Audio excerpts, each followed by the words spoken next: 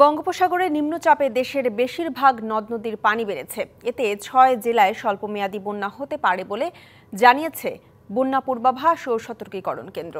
এ বিষয়ে আরও বিস্তারিত জানাতে আমাদের সাথে শেরপুর এবং পটুয়াখালী থেকে আমাদের সাথে যুক্ত হচ্ছেন আমাদের সহকর্মীরা। শুরুতেই যেতে চাইব শেরপুরে, সেখানে আছেন আমাদের সহকর্মী এস.এম.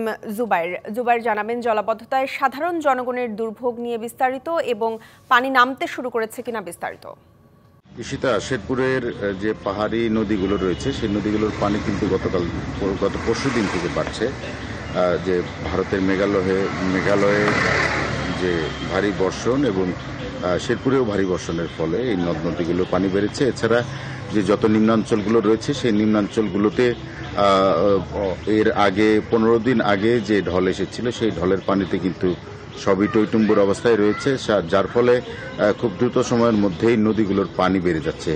গত রাত থেকে বৃষ্টি না হওয়ায় এখন পর্যন্ত আসলে পানিগুলো কমতে শুরু করেছে। গতকাল শেরপুরের চিল্লাখালী নদীর পানি 127 সেন্টিমিটার উপর দিয়ে প্রবাহিত হয়েছে। এছাড়া বাকি যে নদীগুলো রয়েছে সেগুলোরও পানি বাড়তি ছিল, সেগুলো গত রাত থেকে কিছুটা কমতে শুরু করেছে। তবে এসব নদী পাড়ের মানুষ আশঙ্কায় আছেন যে এইসব কাঁচা পাকা বাঁধ যে রয়েছে সেই বাঁধগুলো ভেঙে গিয়ে কখন আসলে তাদের নিঃস্ব হয়। কালার এক্সপার্ট, জর্জ স্যাপ এবং মাইল্ড অন হ্যান্ডস টেকনোলজি সমৃদ্ধ অরিক্স ক্রিস্টাল ওয়াশ। আপনি জানেন যে গত অক্টোবরে যে ভয়াবহ বন্যা হয়েছিল শেরপুরে, সেই বন্যার ক্ষতি এখনো কাটিয়ে উঠতে পারেনি। সেই জায়গাতে এখনো আসলে প্রতিদিন তারা পার করছেন যে বন্যার আশঙ্কায়। যদিও ইতোমধ্যে যে বোরো ধান রয়েছিল মাঠে সেগুলো কিন্তু কেটে ফেলা হয়েছে। অল্প কিছু সবজি ক্ষেত রয়েছে যেগুলো পানি নিচে। আমরা এই ক্ষয়ক্ষতির বিষয়ে আমি আরো জানতে চাইবো পটুয়াখালীতে কি অবস্থা। আমরা জানি যে গভীর নিম্নচাপের প্রভাবে টানা বৃষ্টিতে গতকাল পটুয়াখালী জেলায় প্লাবিত হয়েছে প্রায় 17টি গ্রাম। এ নিয়ে আমি জানতে চাইবো মহিবুল্লাহ আপনার কাছে যে গতকালের টানা বৃষ্টিতে এখন পটুয়াখালী পরিস্থিতি কেমন এবং উপকূলের সামগ্রিক চিত্র কেমন। ঈশিতা, আপনাকে ধন্যবাদ। যেমনটি বলছিলেন যে গত পরশুদিন বৃষ্টিটি হয়েছিল, গতকালকের আকাশ মেঘাচ্ছন্ন ছিল, ঝিরিঝিরি বৃষ্টি ছিল। তবে এর পরবর্তীতে সকালে ঝিরিঝিরি বৃষ্টি থাকলেও সেটি কিন্তু যত বেলা গড়াতে থাকে তারপরে কিন্তু বৃষ্টি চলে যায়। এখন বর্তমানে কিন্তু রৌদ্রোজ্জ্বল। প্রায় দীর্ঘ 5 দিন পরে উপকূলীয় জেলা পটুয়াখালীর মানুষজন রৌদ্রের দেখা পেয়েছে।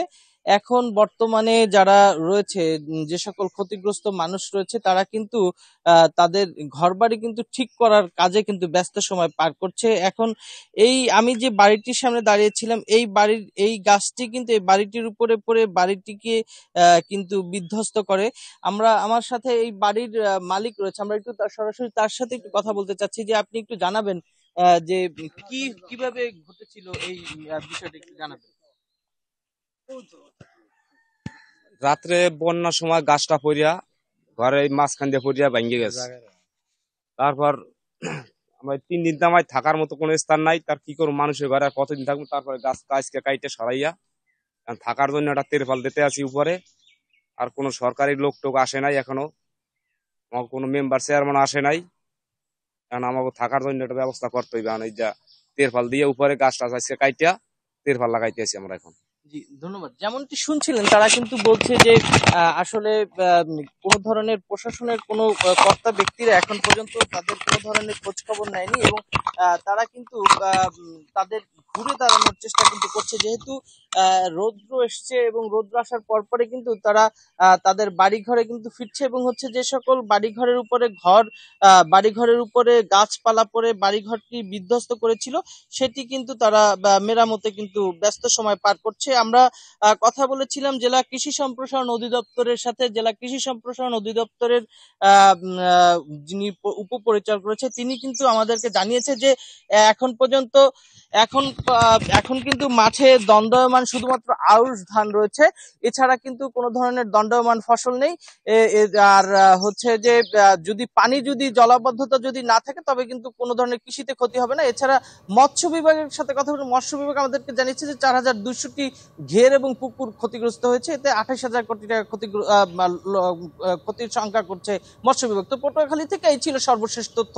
ঈশিতা, মহিবুল্লাহ এবং জুবাইর, আপনাদের দুজনকে ধন্যবাদ।